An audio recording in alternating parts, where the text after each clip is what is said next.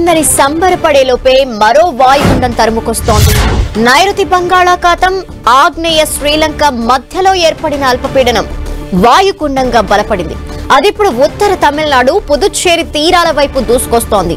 దీని ప్రభావంతో రాబోయే 3 రోజులు ముఖ్యంగా నెల్లూరు, చిత్తూరు, తిరుపతి జిల్లాల్లో భారీ నుంచి అతి భారీ వర్షాలు కురిసే అవకాశం ఉంది.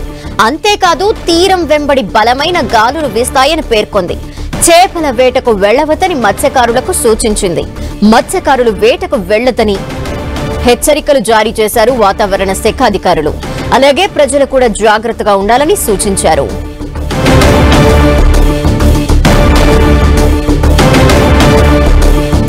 ఏపీకి వాయుగుండం ముప్పు అయితే కొనసాగుతున్నట్టు తెలుస్తోంది. దీనిపై డీటెయిల్స్ మా ప్రతినిధి రవిచంద్ అందిస్తారు. రవిచంద్, ధనలక్ష్మి, ఆంధ్రప్రదేశ్ కి తుఫాను గండాలు అయితే వెంటాడుతున్నాయని చెప్పుకోవచ్చు.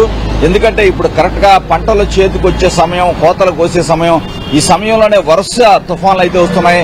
మొన్నే మోందా తుఫాన్ ఎఫెక్ట్ కి ఆంధ్రప్రదేశ్ మొత్తం కూడా అతలాకుతలమైన పరిస్థితి ఉంది. పంటలు తీవ్రంగా నష్టపోయాయి. మరోవైపు ఏదైతే సెన్యార్ ప్రభావం కూడా నిన్నటి వరకు ఉంది, కానీ నిన్న కొంత ఆ ప్రమాదం తప్పింది. కానీ మరో వాయుగుండం అయితే ఆంధ్రప్రదేశ్ ని వెంటాడుతున్న పరిస్థితి ఉంది. దీని ప్రభావం వల్ల ఏదైతే శని ఆదివారాల్లో ఆంధ్రప్రదేశ్ కి ఏదైతే తుఫాను ఉండే అవకాశం ఉందని చెప్పి వాతావరణ శాఖ హెచ్చరికలు జారీ చేస్తుంది.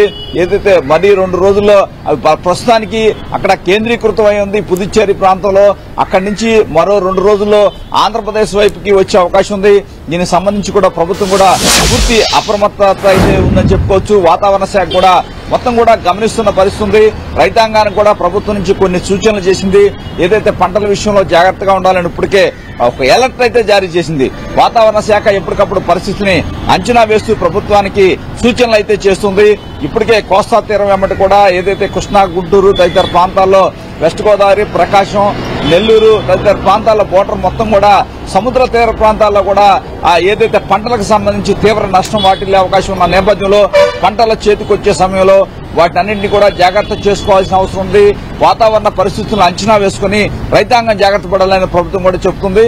ఇప్పటికే ముఖ్యమంత్రి కూడా అధికారులతో కూడా చర్చిస్తూ ఉన్నారు. ఎందుకంటే శని ఆదివారాల్లో ఈ తుఫాను వచ్చే అవకాశం ఉన్న నేపథ్యంలో ప్రభుత్వం పూర్తి అలర్ట్ అయింది. రాయలసీమ ప్రాంతంలో కూడా వర్షాలు బాగా వచ్చే అవకాశం ఉంది.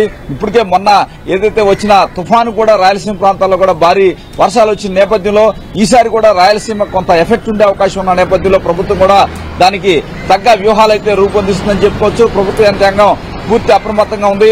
ముఖ్యంగా ప్రభుత్వం రైతాంగం పంటల గురించి ఆలోచిస్తుంది. రాయలసీమ ప్రాంతంలో హార్టికల్చర్ కి తీవ్ర ఇబ్బందికర పరిస్థితులు వచ్చే అవకాశం ఉంది.